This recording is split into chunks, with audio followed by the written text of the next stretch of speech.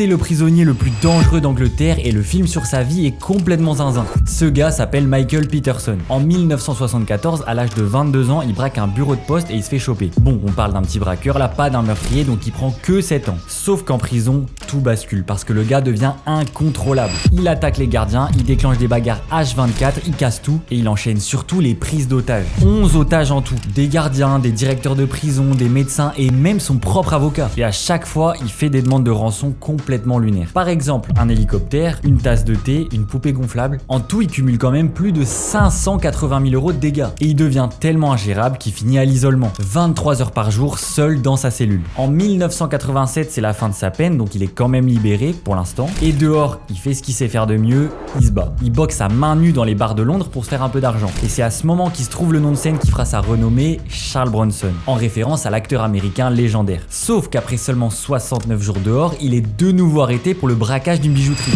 Le gars veut pas se calmer quoi. Du coup, retour en prison, et faut bien passer le temps, alors il se met à dessiner. Et il se débrouille pas trop mal en vrai, il gagne même des prix pour certaines de ses œuvres. Mais en 1999, il fait la dinguerie de trop qui va le condamner définitivement. Phil Danielson, le prof d'art de la prison, critique l'un de ses dessins. Donc Bronson vrille complètement, et il fait sa spéciale, il le prend en otage. Après 44 heures de captivité, il finit par le relâcher, mais du coup, il prend perpétuité. Son histoire est tellement folle qu'en 2008, un film sur sa vie sort au cinéma, Bronson, et pour l'incarner, un acteur pas encore super connu à l'époque qui prend 15 kilos de muscle pour le rôle, Tom Hardy. C'est le film qui lance vraiment sa carrière, avant Inception, The Dark Knight Rises ou encore Mad Max. Ce film est ultra sous-coté d'ailleurs. Tom Hardy lâche une perf exceptionnelle dedans. Aujourd'hui, Bronson a 73 ans et malgré plusieurs demandes de remise en liberté, il est toujours en prison.